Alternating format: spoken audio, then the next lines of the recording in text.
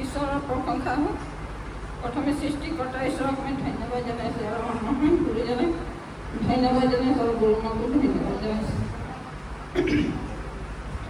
মোৰ এটা সাক্ষ্য আছিলে। মোৰ ঘৰত মই বেমাৰ পৰি আছিলোঁ। বেমাৰ পৰি থাকোঁতে ডাক্তৰৰ ওচৰলৈ চিনিছিলোঁ। ডাক্তৰৰ ওচৰত চেলাইন দিয়াইও ভাল হোৱা নাই। মোক মানে বিচনাৰ পৰা ধৰি পেলাই দুজনী ছোৱালীয়ে লৈ যায়, খোজ কঢ়াই আহে।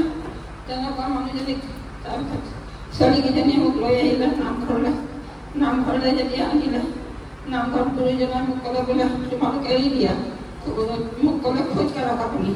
তাৰপিছত মই লাহে অকলে খোজ কাঢ়িলোঁ। ঈশ্বৰৰ পৰা আজিলৈকে মই খোজ কাঢ়ি আছোঁ। আজি ঈশ্বৰে মোক মানে কৃপা কৰিলে। তাৰপাছত এদিন ডিঙিটো শিৰডাল বৰ বিষাই আছে। ছোৱালীজনীক কৈছোঁ, মই বোলো কি হ'ব এতিয়া, ইমান বিষ হৈছে শিৰটো, বোলো মই থাকিব পৰা নাই। তাই গুৰুজনাৰ প্ৰাৰ্থনা শুনি আছিলোঁ মোবাইলত। মই ক'লোঁ কি প্ৰাৰ্থনাত শুনি ডিঙিটো চথৈ দিয়াছোঁ।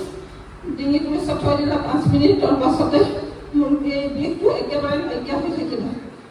আৰু এই নখবিলাকৰ বেমাৰ আছিলে। মোৰ ফুহা বিচনা উঠি যায়, নখবিলাক ফেলি গৈছিলে আগতে। সেই নখবিলাক মোৰ এতিয়া সম্পূৰ্ণ ভাল হ'ল।